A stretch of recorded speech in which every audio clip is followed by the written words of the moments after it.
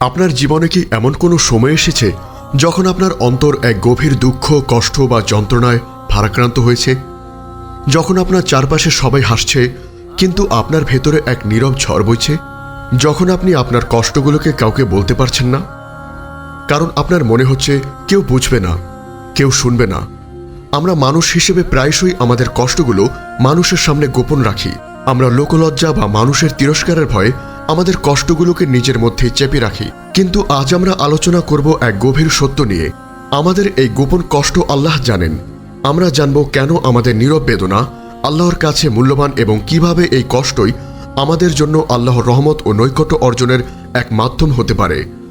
কোরআন, হাদিস ও নবী রাসূল এবং সাহাবায়ে কেরামের জীবন থেকে নেওয়া অমূল্য শিক্ষা নিয়ে আপনার ঈমানী জীবনকে আরও সমৃদ্ধ করতে আমাদের ব্লগ থেকে পড়ুন অনুপ্রেরণামূলক প্রবন্ধ, শুনুন হৃদয় ছোঁয়া অডিও এবং আপনার জীবনের প্রতিটি প্রশ্নের ইসলামিক সমাধান খুঁজে নিতে আজই ভিজিট করুন আমাদের ওয়েবসাইট www.ummaqontho.com।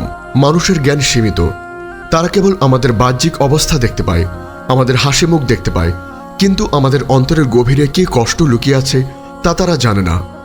মানুষ আমাদের সাময়িক কষ্টকে হয়তো সাময়িক সমাধান দিয়ে দূর করার চেষ্টা করবে, কিন্তু আমাদের আত্মার যন্ত্রণা তারা উপলব্ধি করতে পারে না। আল্লাহ তাআলা পবিত্র কোরআনের সূরা গাফিরের 19 নং আয়াতে বলেন, তিনি আল্লাহ চোখের চুরি ও অন্তরে যা গোপন রয়েছে তা জানে। এই আয়াতটি প্রমাণ করে যে আমাদের প্রতিটি নীরব কষ্ট, আমাদের প্রতিটি গোপন দুশ্চিন্তা, আমাদের অন্তরের ভাবনা আল্লাহ তাআলা জানেন। যখন আপনি আপনার কষ্টের কারণে নীরবে কাঁদেন, যখন আপনার চোখ থেকে এক ফোঁটা পানি গড়িয়ে পড়ে, তখন আল্লাহ তাআলা আপনার সেই অশ্রুবিন্দু দেখেন এবং আপনার ভেতরে সেই যন্ত্রণাকে অনুভব করেন যা অন্য কেউ দেখে না। এই দুনিয়ার জীবনে আমাদের উপর যে কষ্টগুলো আসে তা অনেক সময় আমাদেরকে নীরবে সহ্য করতে হয়, কারণ আমাদের এই কষ্টগুলোর জন্য হয়তো কোনো মানুষ দায়ী নয়, বা হয়তো আমাদের কষ্টের কথা কাউকে বলে তাদের উপর বোঝা চাপাতে চাই না। এই নীরব কষ্টই আমাদের অন্তরের ঈমানকে পরীক্ষা করে। যে ব্যক্তি তার কষ্টকে আল্লাহর কাছে গোপনে রেখে কেবল তার কাছে দোয়া করে, তার মর্যাদা আল্লাহর কাছে অনেক বেশি, কারণ সে তার কষ্টকে আল্লাহর কাছে পেশ করেছে, কোনো মানুষের কাছে নয়। এই আমলটি আমাদের তাওয়াক্কুল বা আল্লাহর উপর ভরসার এক অনন্য শিক্ষা দেয়।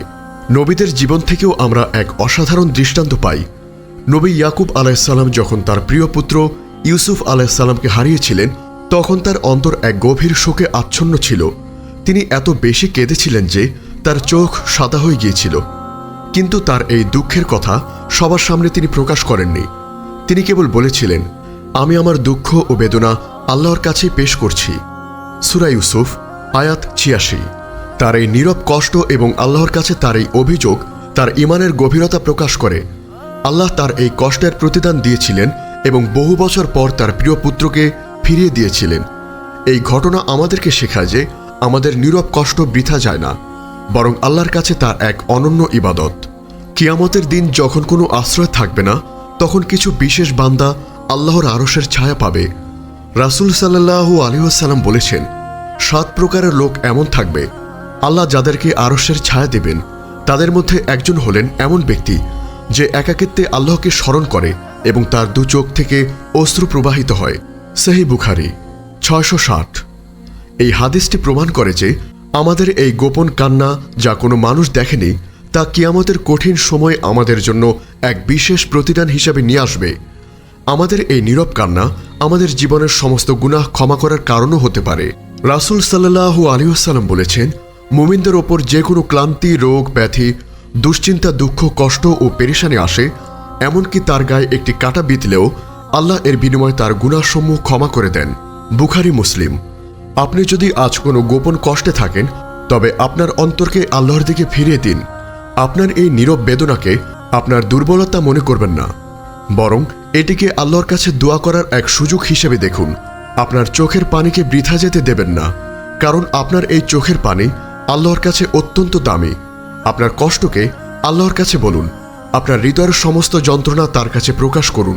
তিনি আপনার কথা শুনবেন এবং আপনার অন্তরকে এমন প্রশান্তি দেবেন যা কোনো পার্থিব বস্তু দিতে পারে না। পরিশেষে, যদি আপনার অন্তর কোনো গোপন কষ্টের ভারাক্রান্ত হয়, তবে মনে রাখবেন, আল্লাহ জানেন আপনার কষ্ট বৃথা নয়। এটি আপনার মর্যাদা বৃদ্ধি করছে, আপনার গুনাহ ক্ষমা করছে এবং আপনাকে আল্লাহর আরও কাছাকাছি নিয়ে আসছে। আপনি একা নন। আপনার সবচেয়ে কঠিন সময়েও আপনার সাথে রয়েছেন আপনার রব, যিনি আপনার সমস্ত কষ্ট সম্পর্কে অবগত আছেন এবং যিনি আপনাকে ভালোবাসেন।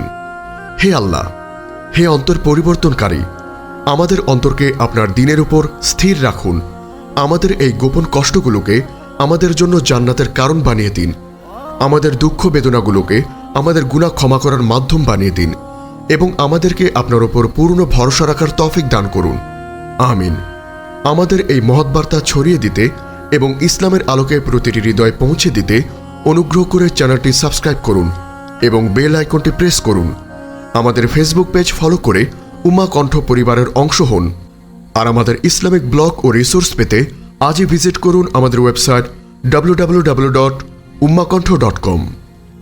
আপনার জীবনে কি এমন কোনো সময় এসেছে যখন আপনার অন্তর এক গভীর দুঃখ, কষ্ট বা যন্ত্রণায় ভারাক্রান্ত হয়েছে? যখন আপনার চারপাশে সবাই হাসছে কিন্তু আপনার ভেতরে এক নীরব ঝড় বইছে?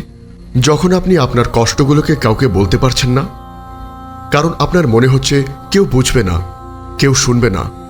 আমরা মানুষ হিসেবে প্রায়শই আমাদের কষ্টগুলো মানুষের সামনে গোপন রাখি।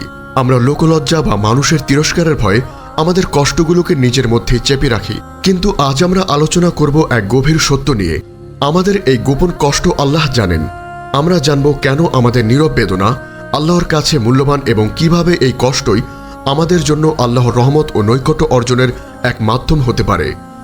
কোরআন, হাদিস ও নবী রাসূল এবং সাহাবায়ে কেরামের জীবন থেকে নেওয়া অমূল্য শিক্ষা নিয়ে আপনার ঈমানী জীবনকে আরও সমৃদ্ধ করতে আমাদের ব্লগ থেকে পড়ুন অনুপ্রেরণামূলক প্রবন্ধ, শুনুন হৃদয় ছোঁয়া অডিও এবং আপনার জীবনের প্রতিটি প্রশ্নের ইসলামিক সমাধান খুঁজে নিতে আজই ভিজিট করুন আমাদের ওয়েবসাইট www.ummahkontho.com। মানুষের জ্ঞান সীমিত। তারা কেবল আমাদের বাহ্যিক অবস্থা দেখতে পায়, আমাদের হাসি মুখ দেখতে পায়, কিন্তু আমাদের অন্তরের গভীরে কী কষ্ট লুকিয়ে আছে তা তারা জানে না। মানুষ আমাদের সাময়িক কষ্টকে হয়তো সাময়িক সমাধান দিয়ে দূর করার চেষ্টা করবে, কিন্তু আমাদের আত্মার যন্ত্রণা তারা উপলব্ধি করতে পারে না। আল্লাহ তাআলা পবিত্র কোরআনের সূরা গাফিরের 19 নং আয়াতে বলেন, তিনি আল্লাহ চোখের চুরি ও অন্তরে যা গোপন রয়েছে তা জানে।